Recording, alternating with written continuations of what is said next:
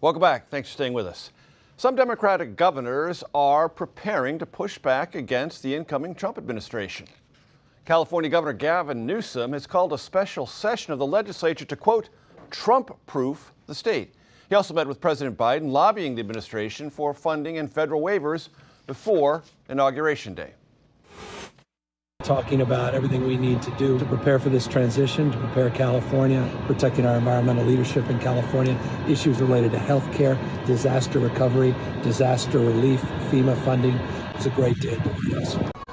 CBS News California investigative correspondent Julie Watts is following the story and joins us now. Julie, as always, great to see you. California's Attorney General, as you know, Rob Bonta, says his office is already writing legal briefs in preparation to sue the incoming Trump administration. Catch us up on the state's history in regards to suing the first Trump administration.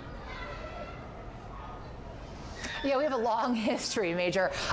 During the first Trump administration, Governor Newsom and then Attorney General Xavier Becerra sued the federal government on average once every 12 days. They filed more than 120 lawsuits on issues ranging from the environment to immigration. And notably, Becerra won most of those lawsuits, at least the lawsuits that actually went through the legal process by the time Trump left office.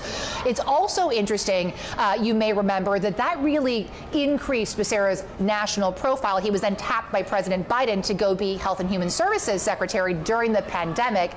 Governor Newsom appointed his replacement, our now Attorney General Rob Bonta.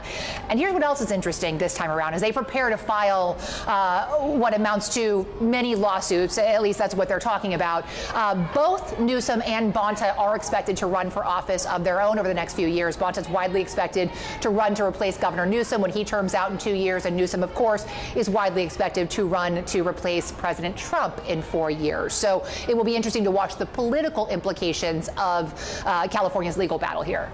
So what about this special session the governor has called? What is its agenda?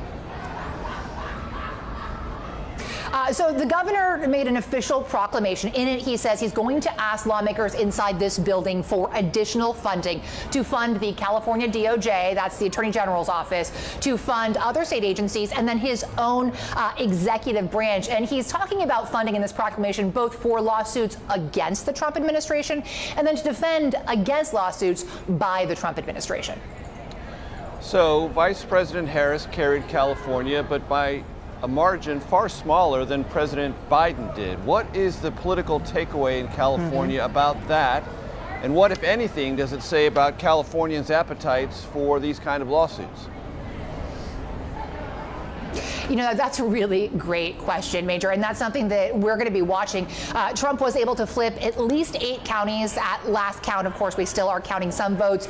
Looks like 31 counties out of 58 at last count went for President-elect Trump. So it really, we are seeing a shift. In fact, even Governor Newsom recently in September said that he was wondering what state he was living in, and that was in response to sort of overwhelming support from Californians for a tough-on-crime ballot measure that would increase penalties for drug and theft crimes. Now, here's what's interesting about that, just in terms of the divide between the governor and the AG and sort of public sentiment in California. Both the governor and the AG opposed what is now known as Prop 36. In fact, most of the Democratic leadership inside this building publicly opposed Prop 36. The governor spent nearly a year trying to keep it off the ballot. He was unsuccessful, and then California voters passed it at last count at about 70% support. So certainly they are at odds, at least when it comes to crime, with the desires of the governor and the AG and some of Democratic leadership. But what we're looking at here is not lawsuits related to necessarily homelessness and retail theft and drugs, right? The governor's proclamation is talking about reproductive rights, about clean vehicle policies, about DACA, about immigration. And we don't have a lot of great polling on many of these issues because it frankly just was not top of mind for a lot of Californians heading into the election. Julie Watts in Sacramento, thank you so very much.